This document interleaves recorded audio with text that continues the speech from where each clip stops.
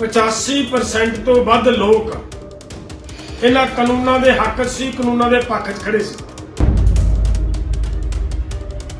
तो भाइयों ये बात बहुत इंपॉर्टेंट है। ये वो कमेटी है जिस समय ये कमेटी बन रही थी, एसकेएम ने उसी दिन इस कमेटी को रिजेक्ट कर दिया था कि हमें इस कमेटी से कोई उम्मीद नहीं है। पागल नहीं था एसकेएम। एसकेएम को उसी दिन पता था कि ये कमेटी क्या करने वाली है। जो रिपोर्ट आई है एसकेएम को उसी दिन पता था कि रिपोर्ट ऐसी ही आएगी। किसानों के 60 संगठन मिले जिन्होंने ये कहा कि इन कानूनों को तुरंत लागू किया जाए।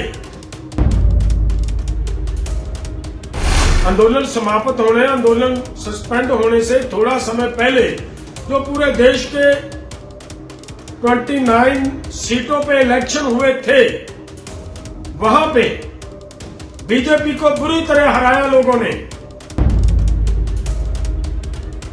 और आपने ये भी देखा होगा कैसे मशीनों के बड़े बड़े ट्रक भरे हुए पकड़े गए हैं।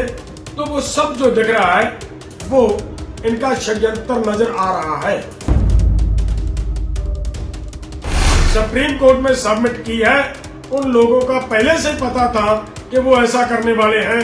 इसके लिए एसकेएम ने पहले दिन से ही उसको रिजेक्ट कर दिया था और क्लियर और स्पष्ट ये कह दिया था कि हम कहीं पे भी कोई इनको ऐसा अपना बयान नोट नहीं करवाएंगे।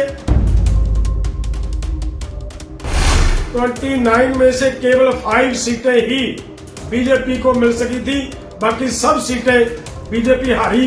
और ऐसी आपको देखी होगी आपने रिपोर्ट उस समय की कि बहुत सारी सीटें ऐसी थी जहां पे बीजेपी की जमानत जब्त हुई है। किसान भाइयों, राम राम, सत श्री अकाल, वाहिगुरु जी का खालसा, वाहिगुरु जी की फतेह। पिछले दिन ही आपने देखा होगा कि सुप्रीम कोर्ट ने एक रिपोर्ट जनतक की है। तो उस रिपोर्ट दे विच कहने की कोशिश की है कि 85% तो वध लोग इन्हां कानूनां दे हक सी, कानूनां दे पक्ष 'च खड़े सी। और इनू तुसीं याद करियो, मैं तुहाडे याद दिलाउणी चाहुंदा गल इह कि भाइयों ये बात बहुत इंपॉर्टेंट है। ये वो कमेटी है जिस समय ये कमेटी बन रही थी, एसकेएम ने उसी दिन इस कमेटी को रिजेक्ट कर दिया था कि हमें इस कमेटी से कोई उम्मीद नहीं है। पागल नहीं था एसकेएम। एसकेएम को उसी दिन पता था कि ये कमेटी क्या करने वाली है। जो रिपोर्ट आई है एसकेएम को उसी दिन पता था कि रिपोर्ट ऐसी ही आएगी। क्यों?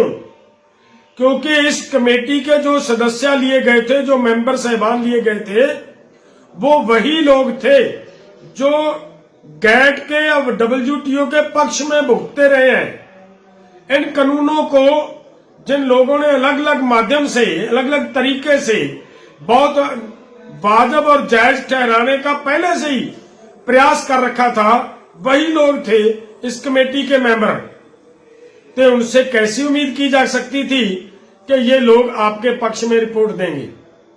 आपने ये भी सुना होगा आंदोलन के चलते खबरें आती थी, आज नरेंद्र तोमर जी को 60 संगठन मिले, किसानों के 60 संगठन मिले जिन्होंने ये कहा कि इन कानूनों को तुरंत लागू किया जाए। लेकिन वो जो संगठन थे वो कहां थे? ग्राउंड पे क्या था उन संगठनों का? केवल बीजेपी के, केवल सरकार के वो फेक संगठन, कोई इधर से कोई उधर से पकड़े हुए लोग थे जो संगठन का रूप धारण करके वहां पे इनके पास बैठते थे, उनके सदस्य, उनके अध्यक्ष बनकर बैठते थे। और वही लोग ऐसी मतलब जाकर वहां एक इंप्रेशन देने की कोशिश कर रहे थे कि देखिए पूरे देश के किसान तो इन कानूनों के पक्ष में है। ये सरकार तरह तरह के हथकंडे इस्तेमाल करती रही है, ये हमने सबने देखा है। और आज जो रिपोर्ट आई है, पूरे देश में किसानों ने इन लोगों को सबक सिखा दिया। आंदोलन समाप्त होने, आंदोलन सस्पेंड होने से थोड़ा समय पहले जो पूरे देश के 29 सीटों पे इलेक्शन हुए थे, वहां पे बीजेपी को बुरी तरह हराया लोगों ने। और वो जो हुआ था, वो बीजेपी ने एक टेस्ट करके देखा था कि जैसी एक रिपोर्ट आई थी कि प्रधानमंत्री जी की लोकप्रियता 60% से कम होकर 20-22% पर आ गई है, तो उसके लिए उन्होंने टेस्ट करना चाहा था कि ये रिपोर्ट ठीक है या गलत है। वहां पे जो इलेक्शन हुए, उन इलेक्शनों में इन लोगों ने धांधली करने का प्रयास नहीं किया। वो ईमानदारी से इलेक्शन हुए, तो वो 29 सीटों में से केवल 4-5 सीटें बीजेपी को आई थी, बाकी सब की सब सीटें इनके खिलाफ गई थी। उससे इन्होंने लोगों को सबक मिला था कि भाई लोग हमारे खिलाफ हो चुके, लोग अब भी खिलाफ हैं। देश अब जो ये मतलब कुछ स्टेटों में इलेक्शन जीतने की का दावा कर रहे हैं बीजेपी वाले, वो बात में सच्चाई कहीं पे नहीं है। वो हम जानते हैं कि किस तरीके से आज पूरे देश के अंदर ये आए दिन कोई ना कोई वीडियो वायरल हो रही है। कहीं से यह कि कहा जा रहा है कि वहां पोलिंग स्टेशन के ऊपर जो अध्यापक था उसको कैसे धमकाया गया और ये कहा गया कि इस मशीन को चेंज करो, मशीन को बदलो। और आपने ये भी देखा होगा कैसे मशीनों के बड़े बड़े ट्रक भरे हुए पकड़े गए हैं। तो वो सब जो दिख रहा है वो इनका षड्यंत्र नजर आ रहा है, जीतने की कोई बात नहीं है। तो मेरा कहने का मतलब सिर्फ इतना है, ये वो जीते वो हारे वो अलग बात है। मेरा कहने का मतलब ये है कि पूरे देश का किसान इनके खिलाफ था और आज भी है, आज भी है। इसके लिए वो जो इन्होंने फेक रिपोर्ट बनवाकर सुप्रीम कोर्ट में सबमिट की है, उन लोगों का पहले से पता था कि वो ऐसा करने वाले हैं। इसके लिए एसकेएम ने पहले दिन से ही उसको रिजेक्ट कर दिया था और क्लियर और स्पष्ट ये कह दिया था कि हम कहीं पे भी कोई इनको ऐसा अपना बयान नोट नहीं करवाएंगे, ना हमें इनके ऊपर विश्वास है, ना ये ईमानदारी से काम होगा। वही आज आपके सामने है, वही कुछ हुआ है। सो ये जो बातें मैंने कही हैं कि 29 में से 5 सीटें जीते बाकी सब हार गए, ये सिर्फ हमारा कहने का मतलब इतना ही था कि वहां से दिख गया था और अब भी नजर आ रहा है कि लोग इनके खिलाफ थे, इन कानूनों के पक्ष में नहीं थे, कानूनों के खिलाफ खड़े थे।